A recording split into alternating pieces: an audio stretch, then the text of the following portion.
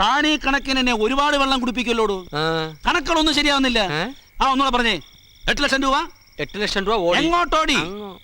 എടോ കഴിഞ്ഞ മാസമല്ലേ ബാങ്കിൽ നിന്ന് ഓടി എടുത്തത്? ആ ഓടി തിരിച്ചടച്ചു. ഇത് വേറെ ഓടി. എടോ തിരിച്ചടയ്ക്കാൻ പണം ഏത് അക്കൗണ്ടിൽ നിന്ന് എടുത്തു? അത് ഇതുവരെ പറഞ്ഞില്ലല്ലോ. ഏത് അക്കൗണ്ടിൽ നിന്ന് എടുത്തു പറയടോ. നോക്കട്ടെ, എനിക്ക് വയ്യ മുടിഞ്ഞ കണക്ക്. കള്ള കണക്കാടോ.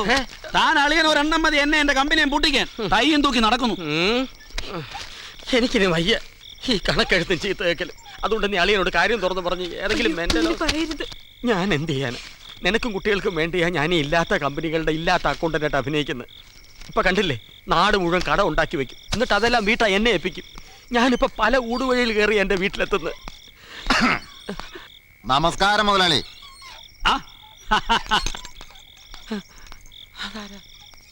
Good evening. Good evening. തന്നോട് ഞാൻ എന്താ പറഞ്ഞത്?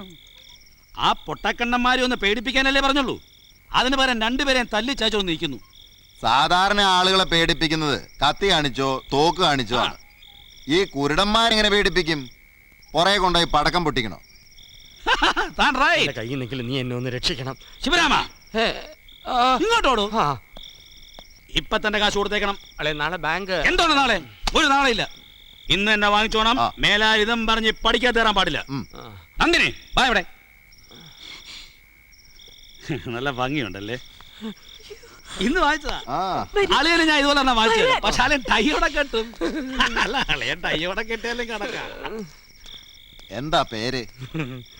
എന്ത് പേര് ചേരും? അവസാനമായി ശിവരാമെന്ന് വിളിച്ചോളൂ. എന്താ? ഓ അതെ.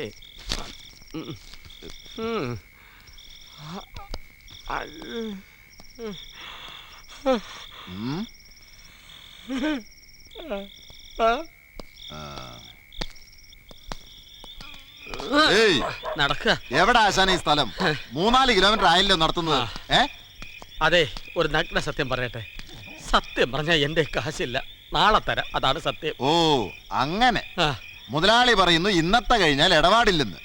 അളിയൻ പറയുന്നു നാളെ തരാന്ന്. ആ സൈസ് എടുക്കൂലല്ലോ ആശാനെ. നാളെ ബാങ്ക് തുറന്നിട്ട് എടുത്തു തരാം. ഓക്കെ. അതിനിപ്പം നാളെ ആക്കണ്ട. ഏത് ബാങ്കാണെന്ന് പറഞ്ഞാ മതി. നമുക്ക് ഇപ്പൊ തന്നെ തുറക്കാം.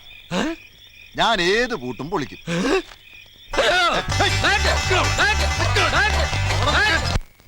ചന്ദ്രു, കഴിഞ്ഞതൊക്കെ പോട്ടെ. നീ വാ, നമുക്ക് വീട്ടിലേക്ക് പോകാം. ഞാനില്ല, നീ പോയിക്കോ. ചന്ദ്രു മോനെ, എടാ, ചുഴിയും മലരിയും കലർന്നതാ ജീവിതം. അതിൽ പിടിച്ചാ കിട്ടാത്ത അടിയൊഴുക്കുണ്ട്, പ്രശ്നങ്ങളുടെ പാറക്കെട്ടുണ്ട്, വേദനയുടെ നീരൊഴുക്കുണ്ട്. കാർമേഘ പടലത്തിലെ വെള്ളിരേഖയെക്കുറിച്ച് കൂലങ്കഷമായി ചിന്തിച്ചാൽ എവിടെയോ എന്തൊക്കെയോ ചീഞ്ഞു നാറുന്നു.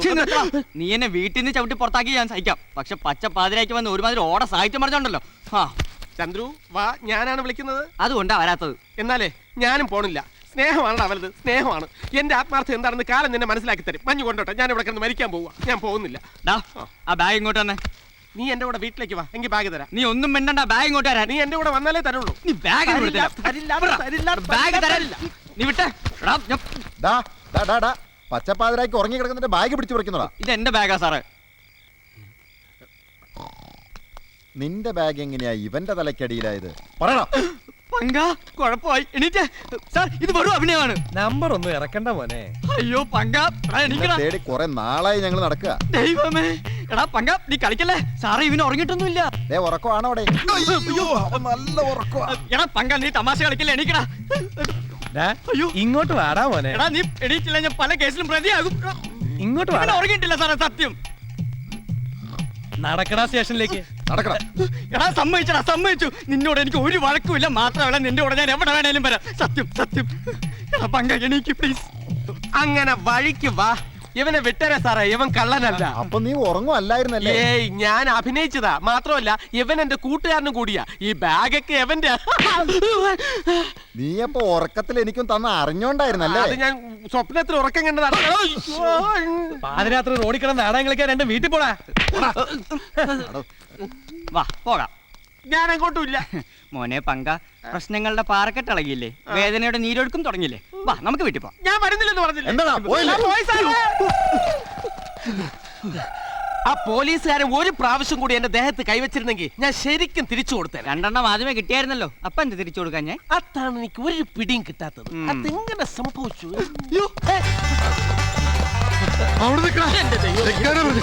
എന്നെയല്ല പുറകെ വരുന്ന വേദാർത്ഥ പിടിച്ചു തീർത്ത്. അയ്യോ അവിടെ നിൽക്കുമോ?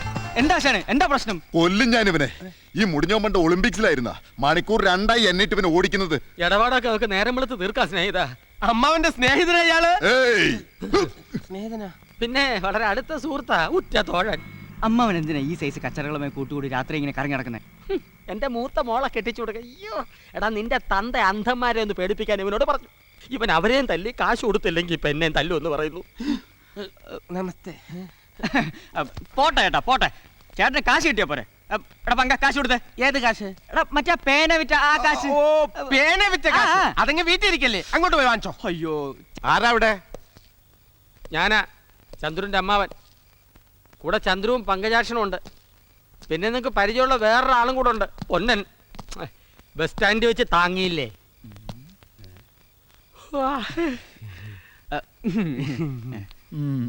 ഞാൻ നിങ്ങളെ തല്ലിയതിന്റെ കൂലി നിങ്ങളുടെ കയ്യിൽ നിന്ന് തന്നെ വാങ്ങിച്ചു തരാമെന്നാ ഇവന്മാര് പറയുന്നേ. എന്താ, തരാമോ? ചേട്ടാ വിജയ കൊടുക്കാം. പൊന്നൻ എന്നല്ലേ പേര്? ഇവിടെ, അതെ, ഇവിടെ. ആന്ധ്രാ പൊന്നൻ എന്ന് വിളിക്കും. ഹലോ. Hello hello. ഹലോ. ആ തല്ലിയതിന്റെ കൂലി മേടിച്ചു തരാനാണല്ലോ നമ്മളെ ഇങ്ങോട്ട് കൊണ്ടുവന്നത്. തല്ലായിട്ട് തന്നെ തിരിച്ചുതരാം. അടി ബ്രദേഴ്സ്.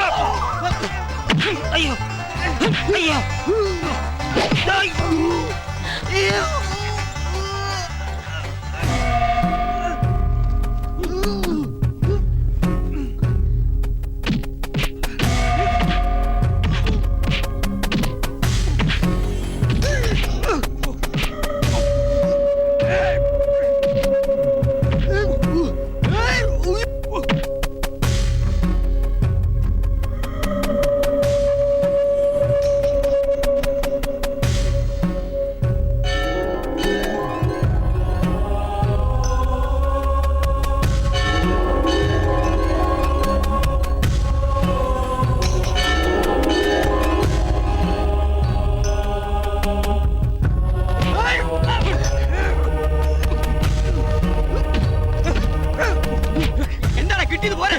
ഇറങ്ങി പോടാ. കൊടുത്തതിനേക്കാൾ കൂടുതൽ കിട്ടിയല്ലോ, ഇനി പോകരുതോ? Good night.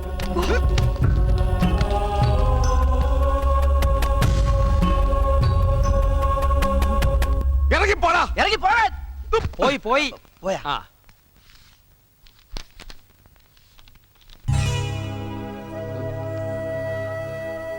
ഓ, ജപ്തി നോട്ടീസ്. ഇത് കണ്ടില്ലല്ലോ കണ്ടില്ലല്ലോ എന്ന് കുറച്ചു മുമ്പ് കൂടെ ഞാൻ വിചാരിച്ചേ ഉള്ളൂ. ഹാ, അമ്മ എന്തിനാ വിഷമിക്കുന്നത്? നമ്മുടെ വീട്ടിൽ നിന്ന് എന്നായാലും ഇറങ്ങി കൊടുക്കേണ്ടി വരുമെന്നും അമ്മയ്ക്ക് നേരത്തെ അറിയാവുന്നതല്ലേ? അച്ഛനോട് ഇപ്പൊ എന്താ പറയാ മോനെ?